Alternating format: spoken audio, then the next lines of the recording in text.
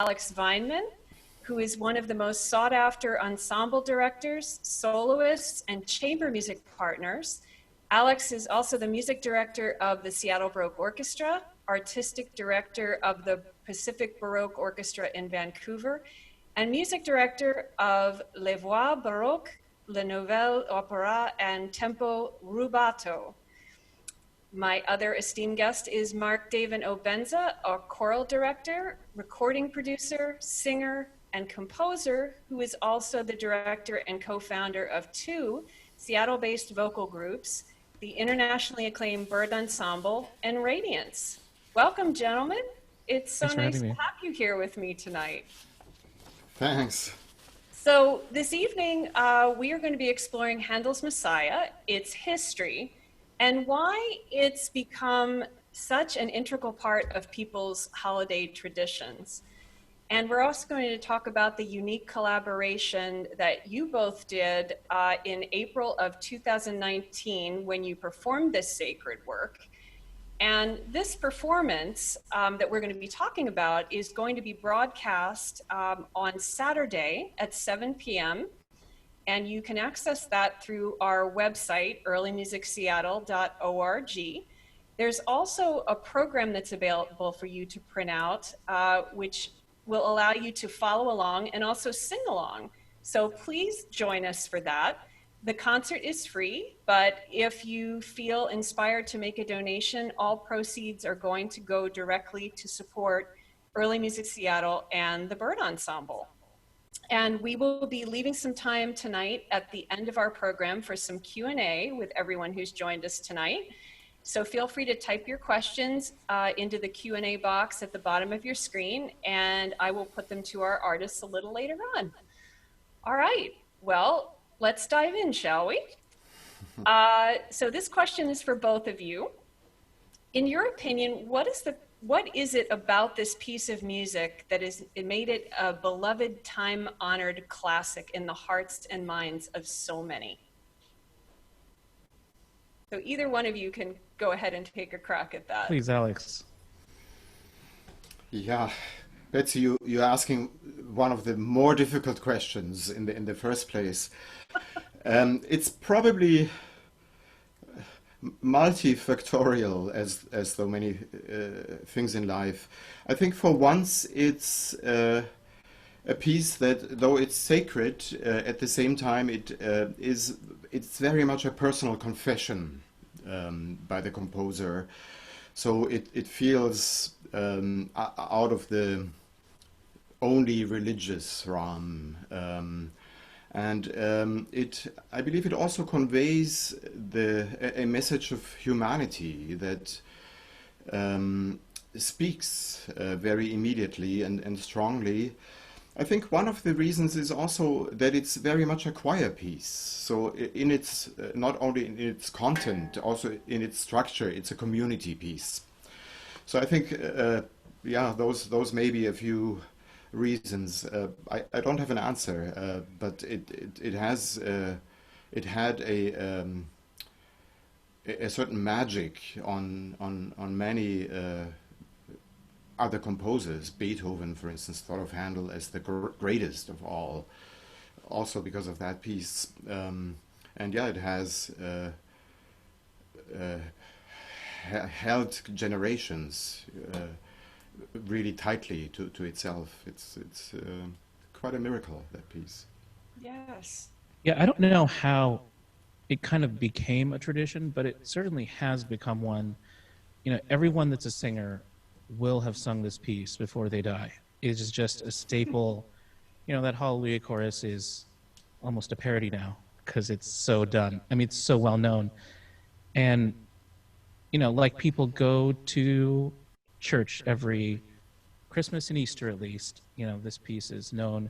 It's very much associated with that kind of a tradition, something they see during Christmas particularly. And it, you know, traditions kind of take a life of their own. You know, it's sometimes it's not just the piece anymore, it's your relationship with it. And, you know, it's Handel's Messiah plus, you know, listening to it live for the first time with your grandmother, for example, Right. in the pew. I mean, that's the kind of thing it's become, and you know, it's a kind of magical piece that way. Absolutely. So, what is your, this is again for both of you to answer, what is your first memory of hearing and performing this piece? And what impression did it first make on you? Mark, you go Okay, first. I'll take this one. I'll go first. The first time I heard this piece, it was in 2001, I believe, and I was performing. So I was singing with the Tudor choir at the time, and this was at St. Mark's Cathedral, where we performed the Messiah in 2019. And it was thrilling. It was the first time I understood that there was, I mean, I was 21, so I was quite young at the time, that there was improvisation in so-called classical music that I thought only existed in jazz. And it lent for a more exciting performance in a way, because you didn't know, you know, what the soloists were going to do. You didn't know what some of these players were going to do. And I remember it being fast, having to get through a lot of notes. And I remember it being the first time I saw Ingrid play. And it was quite mesmerizing. And it was when Seattle Baroque Orchestra, where she was, and Byron leading the group. And I'll never forget seeing them play. And it was beautiful. Alex, how about you? I don't think I heard the piece as a child or teenager. Like I would grow up really with the Bach Passions, which probably hold that place in Germany where I grew up. So you instead of Messiah, you would hear the Christmas oratorio for Christmas and the Passions for Lent. And so I don't have memories of listening to it, but I have a very strong memory of performing it for the first time, which would have been around the same age. I would have been 20 or so, gigging, and that was one of the pieces that were done in Munich with a very good group of singers and instruments. They were handpicked. And my job was to accompany on, I believe, both the harpsichord and organ. In any case, my job was also to tune both of them. And as we know, the Messiah is a long piece, and what I did not know at that point was that organs sitting on a motor warm up and rise in pitch over time, whereas harpsichords do the opposite. So while we started at 4:15, the organ at the end of the piece was probably at 4:20, and the harpsichord quite low.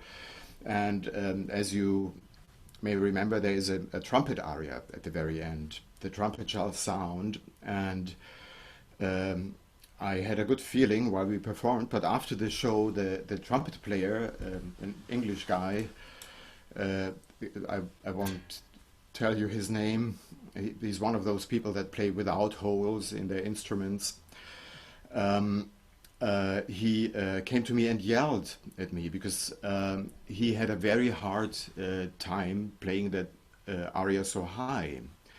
Right. And I was a young musician without much experience, and he really folded me after the show. So that's one of those lasting memories. But shortly after, I got to perform that piece also as a continuo player with a wonderful English choir master. Howard Arman is his name, who at that time worked in Salzburg in Austria, and did that piece every year. So I got to play it and learned a lot of what I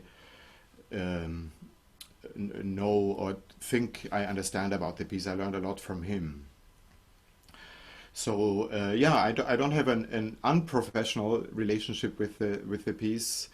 And I also probably lack what you Anglo-Saxons have, which is a tradition of performance with that. And I think that's, as Mark pointed out earlier, a very, very important and strong thing. You can never really dissolve from those strong memories and the tempi that you grew up with and many of those things. Right. So I have another question for you, Alex.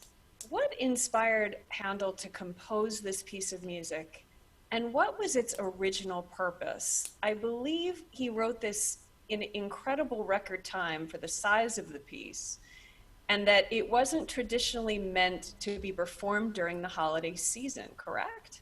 Yes, let's start with the end. That's true. It was first performed in April the 13th, I believe, in 1742. And I actually looked up when Easter was in that year, so there was March the 25th, so it would have been 3 weeks after Easter, which is sort of a funny time. Yeah. But it does make sense from the theology, if you want, of the work, which in its first part, it's a triptych, right? In its first part, it has a nativity scene and it's about birth and all of that. But the second part is about passion, death, and transfiguration, if you want. And then the third part is a more general look on life and redemption. So it fits Easter better than Christmas. And I read somewhere that the tradition of doing it at Christmas time has grown stronger in the United States than in the United Kingdom over the years or centuries. But yeah, it was meant for that time. And the background, if you want, in Handel's life is that he wrote a lot of operas in the 2 decades before, and the opera writing, and in particular the opera business, was very took a high cost in his health and mental well-being, because it was super competitive, especially with another guy in town. Bononcini is his name. Oh, So yeah. those two were rivals, and it was really hard. So after a few years of that, he actually turned his back to opera writing and expressed his interest in oratorios, a few secular but also religious, and worked together with Charles Jennens, this poet who gathered biblical material into the Messiah, and it was one of half a dozen or so sacred oratorios that Jennens offered to Handel at that time. But Handel picked that very quickly, and indeed finished the score, I believe, in 3 or 4 weeks, which is amazing. But it's also not so unheard of with Handel. So that would be the time that he would use to write an opera of the same length. Also, he, as he always does, used a lot of material and recycled lots of earlier compositions. But still, it was a swoosh, a big thing that happened in one momentum, and yeah, it must have inspired him to give a lot of love to that. Yeah. And what would the audience have been like in 1742 Dublin? Do you have any idea of like Yeah, Dublin was a very fast-growing city at that time, and prosperous, I guess you would say. And we know a little bit about the audience. I don't recall the precise number. I believe 700 or 800 people, something like that. And I do remember a little detail, which is they asked the gentlemen to go to the venue without their sword, and the ladies to not put on the hoops or whatever you call that, just to have a little more space to fit everybody in. And yeah, I guess it would have been a upper middle class, I guess you would say, but certainly very interested and in a sort of leisure mode audience. Right, right. And Mark, here's a question for you, switching to more modern times. When was Messiah first performed in Seattle, and by whom? Yeah, so I did some looking up, and when we first did this, and found some interesting details about that. Please You know, share. early music in Seattle was kind of, I feel like, a new thing in the 70s and 80s, and perhaps, you know, the first performance of it at St. Mark's Cathedral in 1968 might have kicked things off. That was under the direction of Peter Halleck, who was the music director there for over 40 years. Um, and it was done with members of the Northwest Chamber Orchestra on modern instruments. So that, I believe, I mean, I could, someone, you know, some hardcore listener can correct me if there was another performance of it in Seattle before that time, but that's what I found.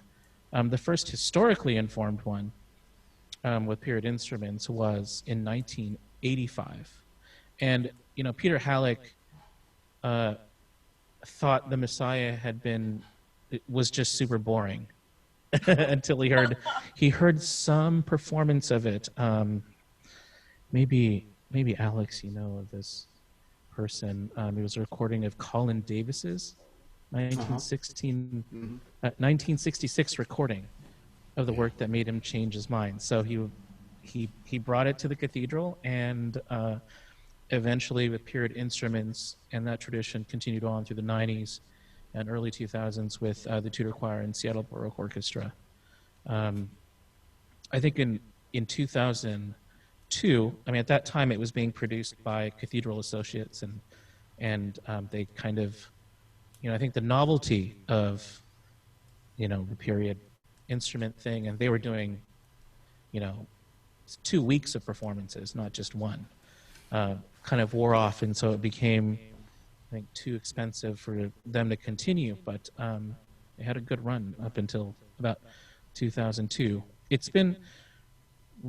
There's been some attempts to restart the tradition, obviously our latest one, but the Tudor Choir in Seattle Baroque, they did one at Town Hall, and I think maybe there was another one done, but yeah, it's kind of been an off and on thing. Recently more off than on. Right. And so, how many times have you personally performed it? And what is your most memorable experience with the music? Yeah, I've only performed it like 5 or 6 times, I should say, programs of it.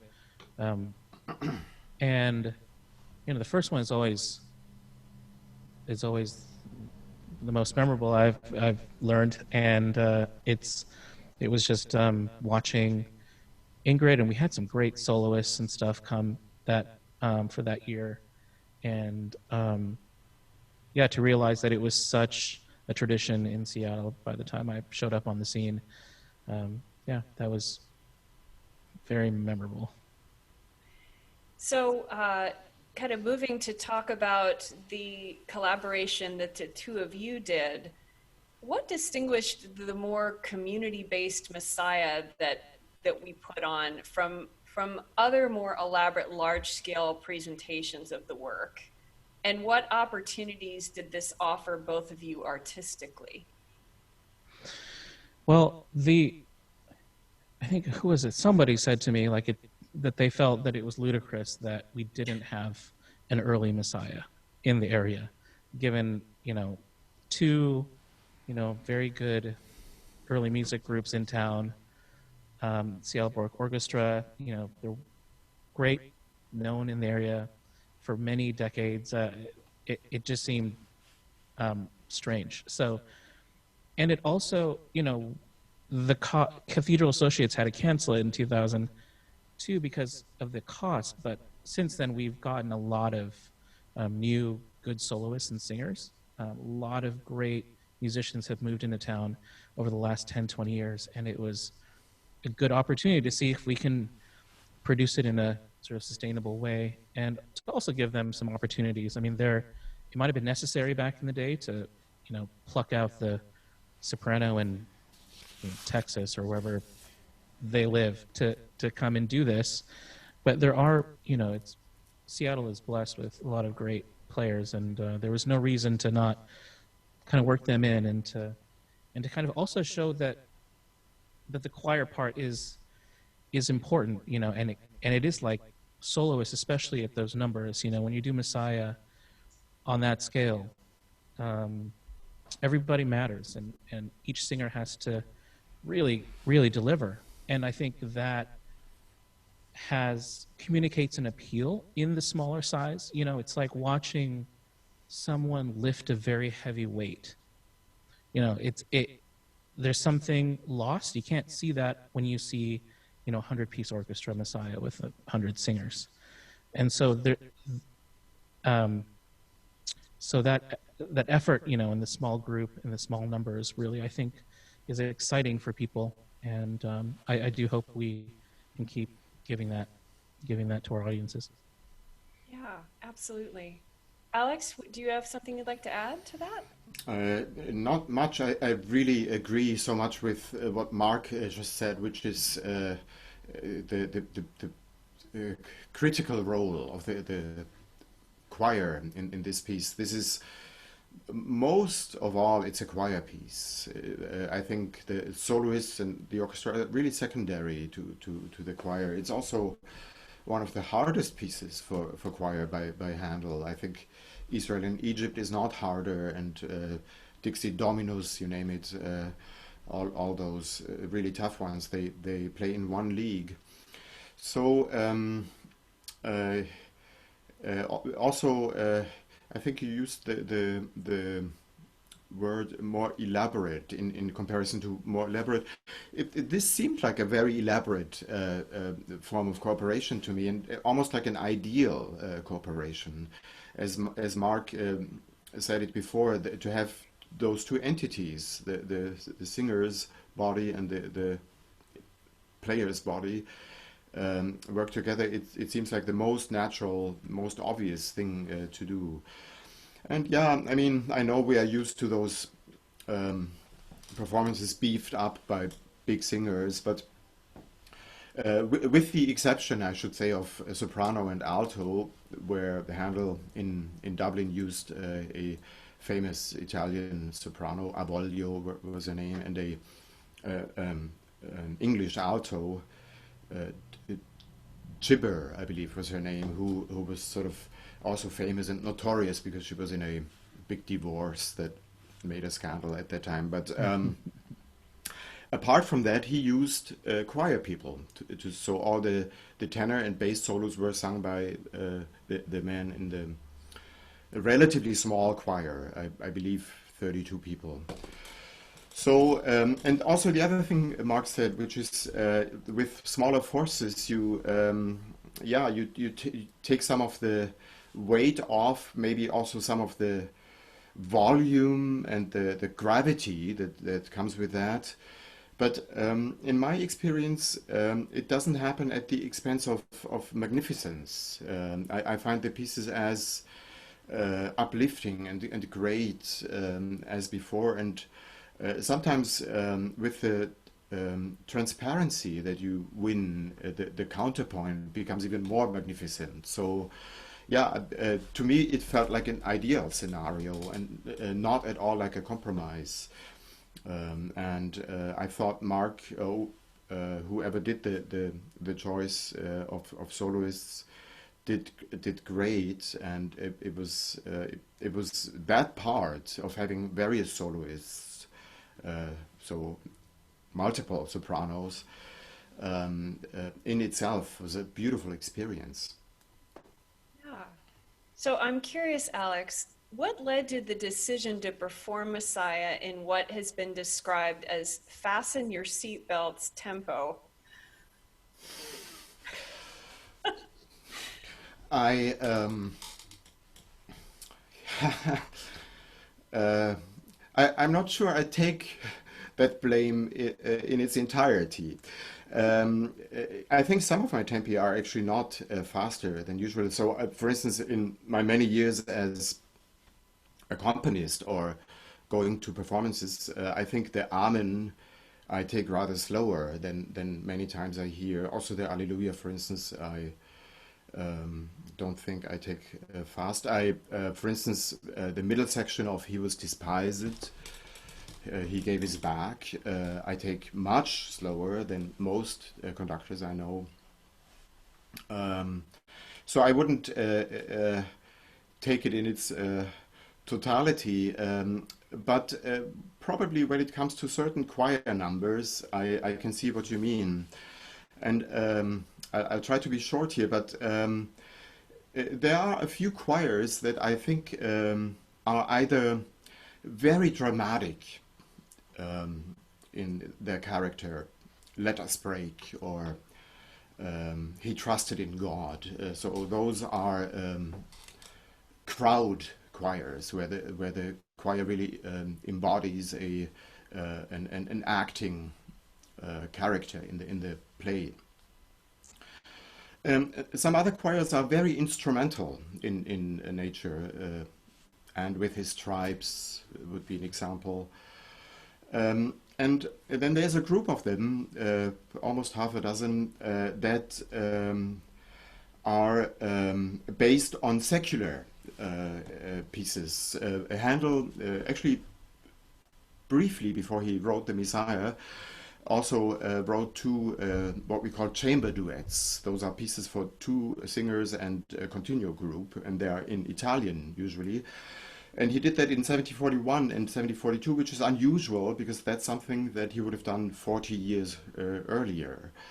And I think it comes also with the background of turning away from opera and exploring new ways of being creative. And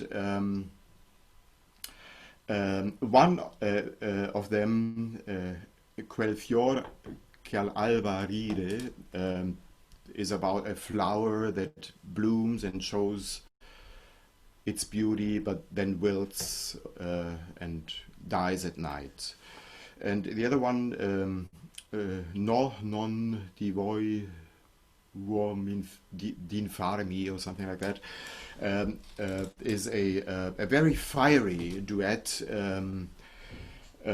singing about how we could have been so stupid to fall for love again and again, and love is small and blind, and she or he can't even change her or his diapers, and how can we fall for it again and again? So it's a very angry, fiery piece.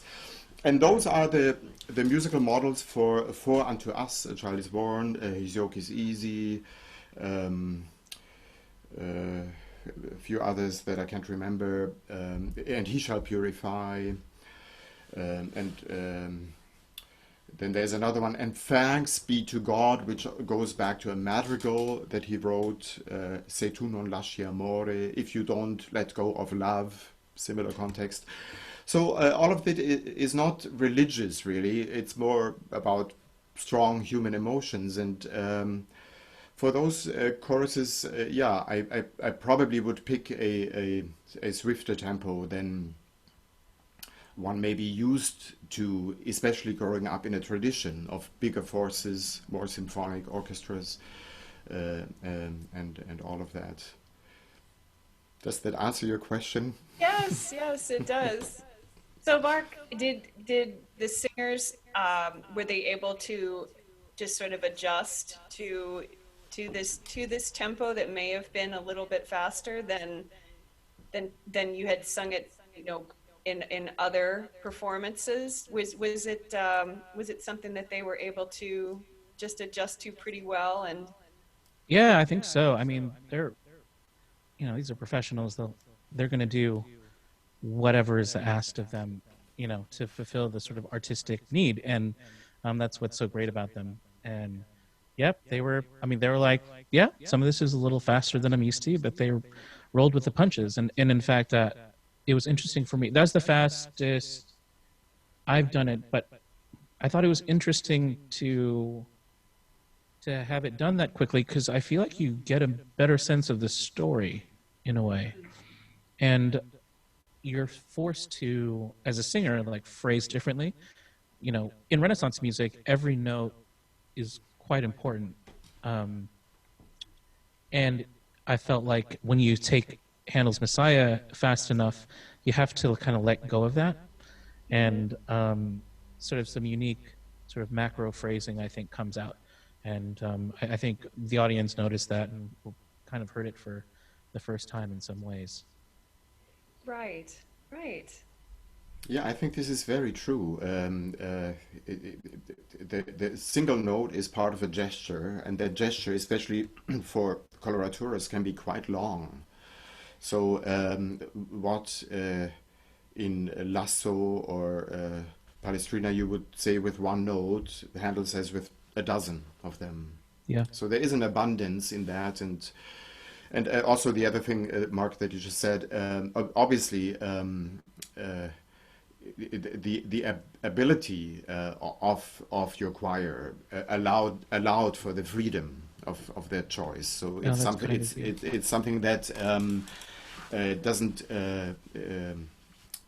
you can't make a tempo in vacuum. You know, Mm-hmm. it lives off the people that do it, and also of the venue and the moment often. Yeah. I Yeah. have a I have a question for Alex. If Sure. whenever we get to that part of the conversation, Well, we're going to be moving into Q&A for a minute, so if you want to start us off, Mark, that's fine. yeah, I imagine you must have done this piece a lot. Um, and this is something I wonder with people that have experienced this piece so many times is like, how do you decide what to do with it? You know, when you're, I mean, I guess there are several factors that kind of have to inform that, like who you're working with, the building, but phrasing and how you want it to come off. Like, do you just have a feel for it, or has that has and also has that changed over time? You know, how you want the Messiah to come off, to come across. Um, Excellent questions. I'll answer the second question first. Has it changed over time? Yes, definitely, and it does continuously. It's one of the beautiful features about that piece. I think that I was just about to say it grows with you, but I guess it's oneself that grows with the piece over Mm. years. But so I discover new things every time, and sometimes details that still change the entire uh, light on it for me. So what certainly has changed is my approach to the arias and the solos, with getting to know a variety of singers and their way of doing it. I think you grow more comfortable with the spectrum and Mm. the width of the spectrum, really. Um, the first question, how do you do it, is a very good one for this piece, because one of the things that I can't really wrap my brain around is that um, uh, what what makes that piece a piece. So Mm. what makes it coherent? What keeps it together? If you have an opera, you have the plot. If you have a passion, you also have the narrative, the evangelist who tells the story, and those little choruses and arias interspersed. So you still have that um, um, thread Mm-hmm. to spin along, and Messiah doesn't seem to provide that. I don't know how you feel about it. I Whenever I agree. look at it, I don't see it. Yeah. But then when you do it, it unfolds itself, I find. And it's what looks odd on the paper, let's say a sequence of chorus, accompagnato, another chorus, or makes perfect sense in the moment. And Mm-hmm. yeah, that's one of the things that I really don't understand. Like I would understand an opera and um, um, consistency in how the play unfolds. Mm-hmm. And I can't really point a finger about that in the Messiah to what it is, but it is there because it always works. There's something that holds it together. Yeah. Yeah. Yeah. Well, I think I will open up to Q&A from our audience, our virtual audience tonight. So if there's anybody out there who would like to ask any of our artists a question, I'll be happy to pass it on. And it looks like we have one coming in from Lauren. It looks like it might be for both of you. Are you familiar with the Young Messiah adaptation from the 80s and the Quincy Jones Soulful Celebration Messiah from the 90s? What role do interpretations like those play in connecting broader audiences to classical music? Oh my gosh. Alex, have you heard of these things? I don't know the first one. I'm absolutely not familiar with that one. I know the Quincy Jones album quite well, though, and I love it. Yeah, I can recommend it for everybody. It starts with the overture, unfolding or telling the history of jazz at the same time. So it starts with, let's say, sort of spiritual gospel, and then goes through the various styles of jazz. Very well done. And then, from what I remember, it's an invitation to various groups to cover one of the arias or choruses. So the solutions that are offered and gathered are very different. One group, for instance, I don't remember their name. It's an a cappella group, 6 or so singers that also do the percussion at the same time with their bodies. I wouldn't remember their name now. Yeah, some of their versions of the material that Handel provided are revelatory, I find. So the other one I don't know, so I can't comment on. I haven't heard of the one you're talking about, but I have heard of the Young Messiah, and that is basically looks like it was done maybe in the 80s, early 90s, and there's some guys with mullets and a handheld mic just going to town on it like it's karaoke night, and it is quite well, it's kind of a meme now, I feel like. But it's, I mean, I guess it's totally fine. I mean, it's great that it seems to be that big of a hit.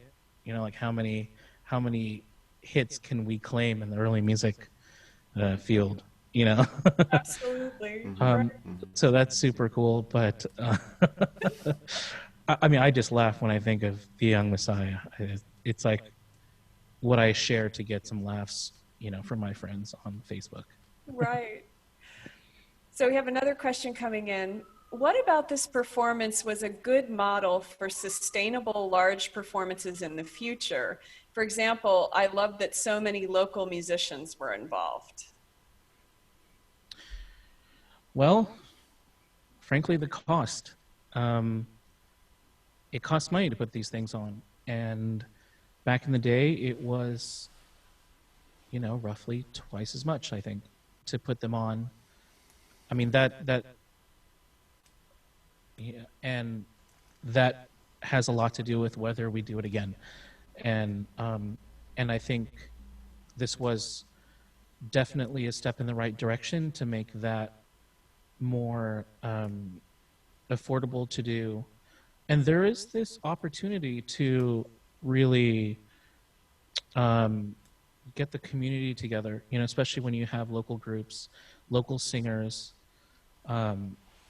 doing the solos. You know, there is a lot of community buy-in, and it's such a great opportunity to rope them in to what we do and to show them that this like really great masterpiece. So I think, you know, I can't, it would be a lie to say that it was a slam dunk and this would be easy to do financially every year for the rest of my life, but I will say it was an enormous step in the right direction. Yeah. Alex, is there anything that you'd like to add to that? I just absolutely agree. It, it's a direction that I feel like all arts organizations need to work towards, anyways. But if it comes as natural and sympathetic and symbiotic, also artistically at least. It's wonderful. I mean, financially, it is a tough one. I think it's more feasible still with that idea of cooperation, which is anyway something I love doing.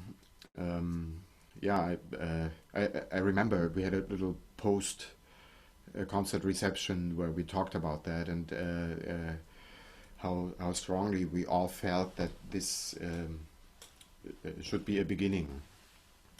Absolutely. So we have another question coming in from Bob. Thinking about the size of the orchestra and chorus, from its swordless, hoopless premiere in Dublin to the 1857 performance in the Crystal Palace in Britain with 2,000 singers and an orchestra of 500, what is your preferred complement for the Messiah? I'll answer very briefly, Mark. Uh, First of all, the most beautiful thing about art and music is that nobody owns it.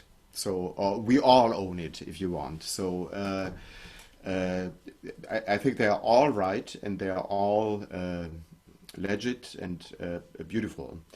To perform that piece, my preferred version would be smaller. Not necessarily as small as possible, but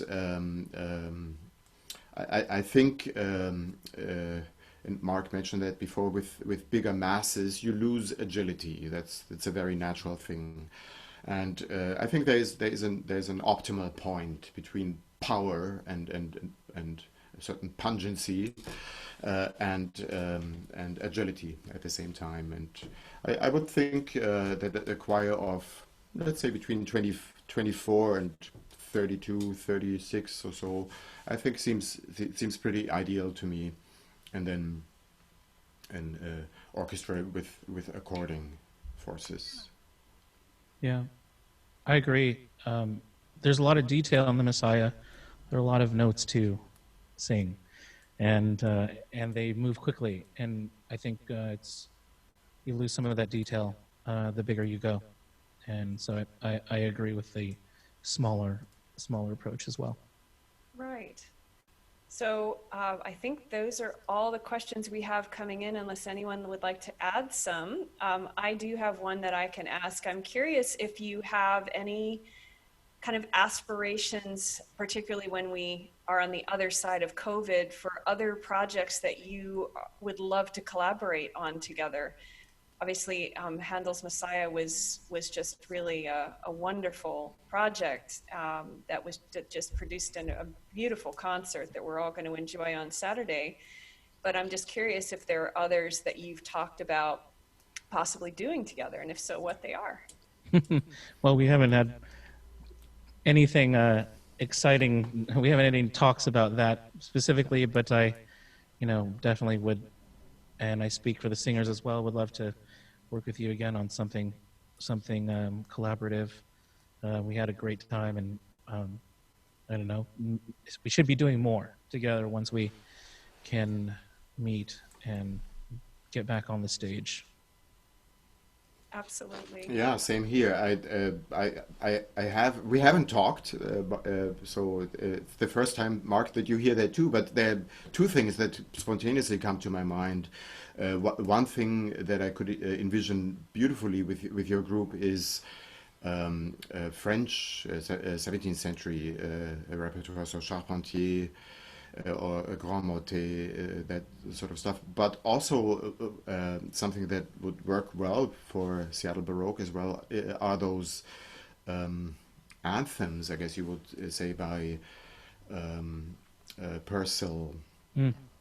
Yeah. And the time around, that's Blow, all of that. This is fantastic music, and that would be meeting halfway between Renaissance and late Baroque, right? Yeah, yeah, that's a good period.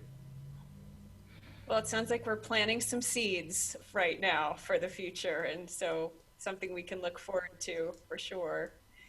So I just want to thank both of you so much for joining us this evening, and we'll look forward to watching this performance and even singing along with it on Saturday. And for those of you here tonight who are unable to tune into it when it's broadcast on Saturday, it will be available on our website, I believe, and through our YouTube channel for you to watch. If you're not able to watch it when we broadcast it Saturday, it will be up for a while. So there's no huge sense of urgency or to feel pressured to watch it Saturday. But we'd love to have you. And I just want to thank everyone for joining us tonight. And I just hope everyone has a lovely and peaceful holiday season. And we will see everyone again in the new year. So thank you so much, everyone. Right, Good thanks, night. everybody. Thanks, Betsy. Thanks. Bye-bye. Thanks. Thanks, Alex. Thanks, Mark. Thanks, Betsy.